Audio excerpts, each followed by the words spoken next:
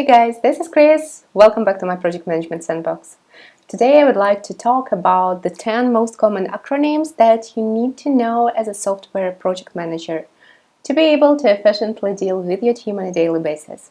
So let's get started. The number one thing is the SDLC, which stands for the Software Development Lifecycle. This is the essentials that you need to know if you're working as a software project manager or if you're planning to start this endeavor.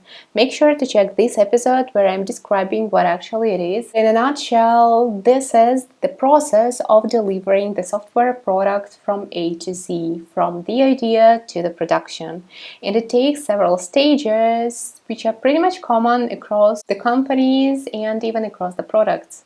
So make sure to master the SDLC. Number two is the MVP, which is minimum viable product. When it comes to releasing something to production, to offering a new product to the users, we need to understand what is the minimum requirements in order to first make sure that they're solving the problems for the users. Second, you are not over investing into it. And in other words, it might be also a bare minimum that you can offer to the users and see how well your solution works and performs. Number three is the POC. POC is the proof of concept. It's even more tiny thing than the MVP, and this is something that users normally do not see at all. We need the POC to actually understand, okay, how the product might look like, so that we can play with it and see, alright, this is something worth investing into. POC is also used for pitching your idea to the investors and to the stakeholders. It's good to have pictures, it's good to have the description and the presentation, but what's even better is to have something where you can actually show what's your idea and how your idea is going to be solving the problems for your customers. Next acronyms are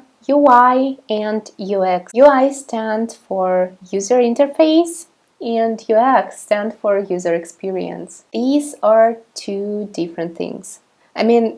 They are interconnected. Everything starts with user experience, as we need to understand how users are going to operate and interact with the solution. And this is what user experience or UX help us with, while user interface is the actual design. These are wireframes or mock-ups that show how the solution is going to look like. Generally, what the users will see on the screen. UAT, user acceptance testing. Imagine you have created the product and you have delivered it almost to the market. Like it's ready to go, it's ready to be launched. However, you're willing to make sure it operates smoothly and you're super interested to get the early users' feedback. What you can do? You can allocate the focus user group and to invite them to play with your product and to provide you with feedback based on their experience operating with it. So user acceptance tests is the process when you're offering scenarios to the real-world users to play with the application or with a website or with a product and let you know if it works fine. Next is CI and CD. Stand for continuous integration and continuous delivery. Continuous integration means that we are not writing the code for the whole functionality at once. Vice versa, what we are willing to do is to incrementally create pieces of code and to merge it with the rest of the functionality to make sure it's not breaking anything, and also for the purposes of the quality assurance, as before the code is actually visible, like and functional in the solution, it also needs to be reviewed.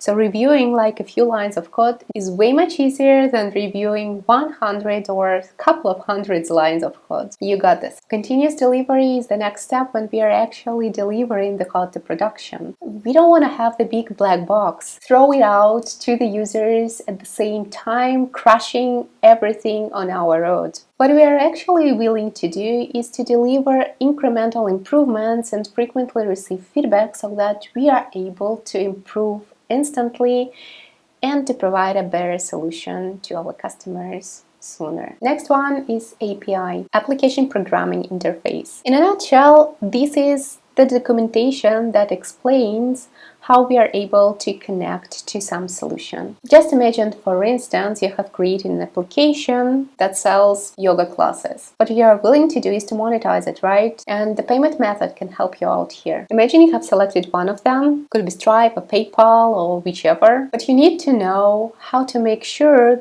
those payment methods are available to your users within the solution. If you are scrolling in the app and you want to subscribe, you need to know how to pay. So the documentation or the payment method will let your engineers know what keys to include in their code to reflect this payment method in the app or on the website. And those keys are normally listed in the integration documentation, and in other words is also called the API doc. And another acronym that you're willing to know as a software project manager is QA. We are willing to deliver things of quality, right? We want to make sure our products work fine, and QA help us here. QA is quality assurance.